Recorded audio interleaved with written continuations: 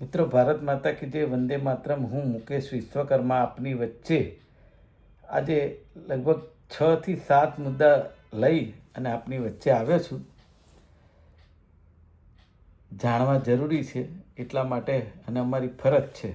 આપણી ચેનલ આપણે કંઈક નવું કરીએ એમાં આપણે શરૂ કરીએ તે પહેલાં ગદ્દારી કોઈ ન કરી જાય તેના માટે સાવચેત રહેવું જરૂરી છે. અને ગદ્દારી 20 વર્ષથી માંડીને 80 વર્ષ સુધીના કોઈ પણ વ્યક્તિ કરી શકે છે. તે અનુભવ હોવાથી લોકોને દરેક વખતે યાદ અપાવું છું. સમાચારની શરૂઆત કરીએ. મુદ્દા નંબર 1.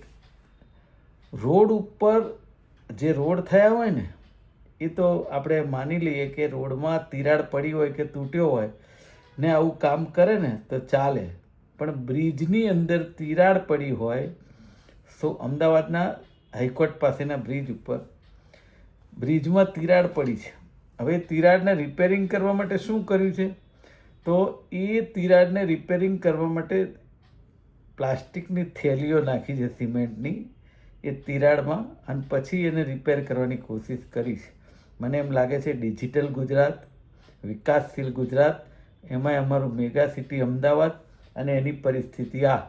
તો આપણે હવે કોને દોષ દેવો એ આપણે સૌ સમજી શકીએ છીએ કે આ આપણે અમદાવાદ મ્યુનિસિપલ કોર્પોરેશનની આ પરિસ્થિતિનો ભાગ છે. હવે આમાં એન્જિનિયર ક્યાં ગયા, ત્યાંના ધારાસભ્ય ક્યાં ગયા, લોકસભાના સાંસદ ક્યાં ગયા, કોર્પોરેટર ક્યાં ગયા, અધિકારી ક્યાં ગયા? કોઈને દેખાયું નહીં. આ તો ઠીક છે કે આપણો ચોથો સ્તંભ મીડિયા હોય છે ને, તો આપણે કંઈક જાણી શકીએ છીએ, બાકી ના મળે.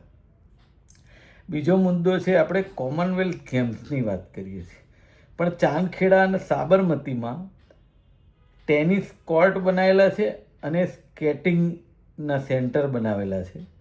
સ્કેટિંગના જે સેન્ટર છે એનો ખર્ચો તો 20 કરોડ રૂપિયા થયેલો છે, અને બંને જગ્યાઓ ધૂળ ખાય છે.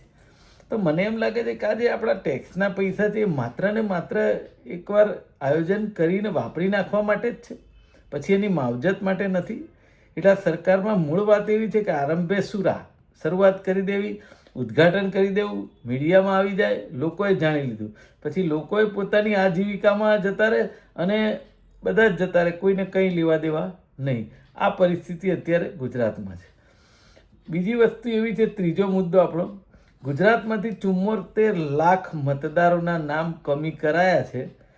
જેટલા નામો કપાયા ને એટલા જ જેને કહેવાય કે તેનાથી 40% તો માત્ર 4 શહેર સુરત, વડોદરા, અમદાવાદ ને રાજકોટના છે. ક્યાં જઈને આપણે ઊભા રહીએ? તમે વિચાર કરો. એટલે આ સરની કામગીરી પણ કરવી જ હતી અને થઈ, પણ હવેની ચૂંટણી છે ને એ બરાબર રંગ લાવશે કે ખરેખર શું છે. પાંચમો મુદ્દો છે, પોતાની દીકરી ઘરે આવી જતા ભાંડો ફૂટ્યો. નહીતર વૃદ્ધ જે છે, સિનિયર સિટીઝન જેને કહેવાય, એને 43 દિવસ સુધી ડિજિટલ એરેસ્ટ કર્યા હતા અને 20 દિવસ રૂમમાં જ પૂરી રાખ્યા, અને મકાન જે છે વૃદ્ધનું એ પણ વેચવાની તૈયારી થઈ ગઈ હતી.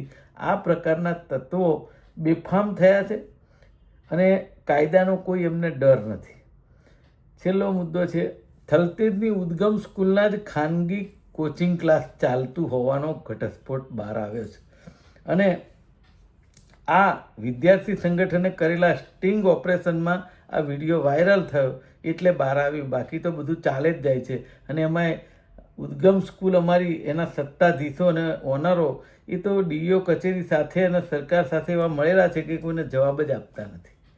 એટલે એ ઉદ્ગમ સ્કૂલ કેટલી મોટી લાખો રૂપિયા ફી ઉઘરાવે છે, અને છતાં પણ જો એની પરિસ્થિતિ આ હોય તો મને એમ લાગે છે એના ઉપર કાર્યવાહી સરકાર ક્યારે કરશે? આ પણ સવાલ નથી. કારણ કે જ્યારે ઉદ્ગમ સ્કૂલ જે જગ્યાએ અત્યારે છે થલતેજમાં, એમાં એ એરિયા જ્યારે સ્કૂલમાં બાળકો આવે ત્યારે અને જ્યારે સ્કૂલ છૂટે ત્યારે આ એરિયા છે ને 1 કલાક માટે બાંધમાં લે ને એ પરિસ્થિતિનું નિર્માણ હોય છે. એક તો ઢાળ ઉપર આવેલી છે, કેટલાય એક્સિડન્ટ થતા રહી જાય છે.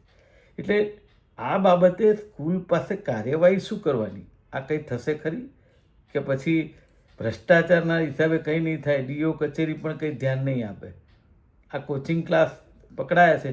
હવે શું કાર્યવાહી થાય છે જોઈએ આપણે, કારણ કે બીજી કોઈ સ્કૂલો હોય તેમને સીલ કરવામાં આવે, દંડ કરવામાં આવે. એમને કેમ કરોડો રૂપિયાનો દંડ નથી કરતા? કરોડો રૂપિયા ફી ઉઘરાવે છે.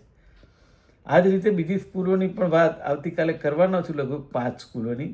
એ આપણે 100% કરીશું.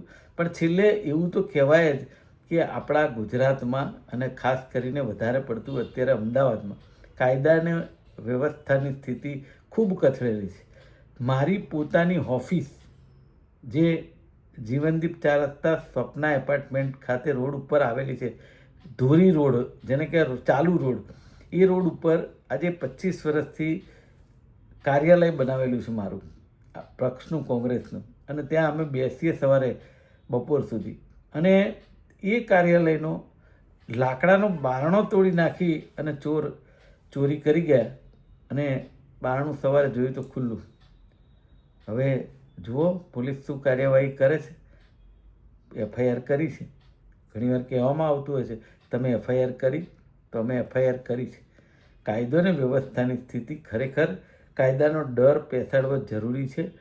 ભલે હું કહું છું કે બધી જ વસ્તુ હોય, પણ કાયદાનો ડર એટલે જરૂરી છે કે જે 1% જે આવા લોકો છે તો 99% શાંતિથી જીવી શકે, એટલા માટે કાયદાનો ડર જરૂરી છે. માટે કાયદોની વ્યવસ્થાની સ્થિતિ સારી રીતે થાય બહાલ, એવું હું ચોક્કસ માનું છું. કારણ કે નહીં તો આવા તત્વો બેફામ થતા જશે અને લોકો પીડાતા જશે અને સવારથી ઉઠીને રાત સુધી ટેક્સ ભરતા રહેશે. પણ આખરે શું? સવાલ આપણા સૌનો છે. ફરી મળીશું આવતીકાલે. આપનો ખૂબ ખૂબ આભાર. શુભરાત્રિ.